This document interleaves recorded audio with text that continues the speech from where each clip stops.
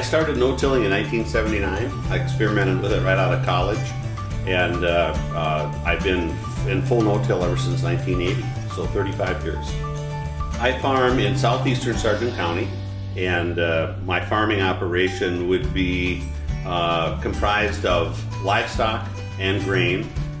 I started using cover crops in my operation in 2000, and it was to manage excess moisture. The no-till system on my farm, cover crops has been an excellent way to help that system get through these highs and lows of moisture conditions, and also to help the biology of the soil for more organic matter, more fertility. Another way to manage moisture on my farm, I have done some tiling, and that's helped the extreme moisture conditions, saline, seep areas.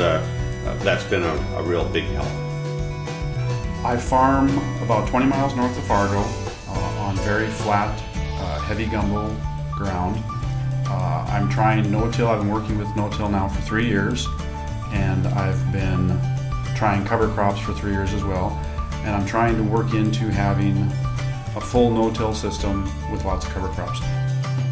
I started no-till on probably 80% of my acreage 3 years ago. I had tried a couple fields a year before that, but didn't have very much success with those. I like the idea of adding diversity to it. I like the idea of trying to boost the organic matter. I think hopefully with cover crops we can help jumpstart the no-till system. So maybe instead of taking 5, 6, or 7 years to get no-till fully up to speed, maybe we can do it in 4 or 5. Starting no-till, I did purchase a single disc John Deere no-till drill, and I've put trash whippers on my corn planter. But other than that, I'm using the same machinery I was using before. Just don't dig it beforehand.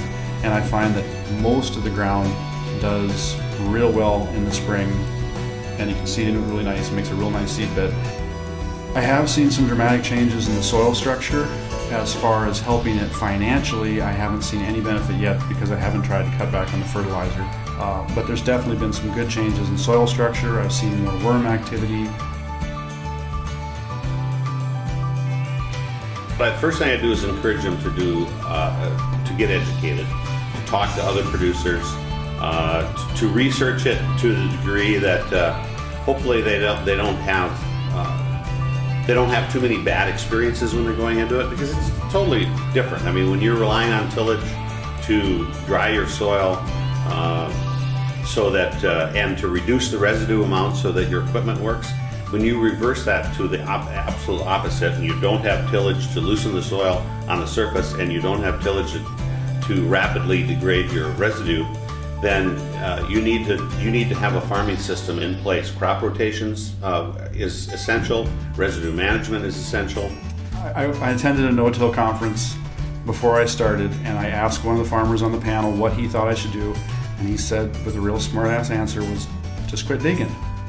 And it's a little more complicated than that. At the basic point of it is you got to stop digging and just have faith that you can go out there and seed some things that you never thought you'd be able to do. If you go out and try it, and even if your neighbors are laughing, a lot of times you'll be able to make it work and have a real nice crop out of it.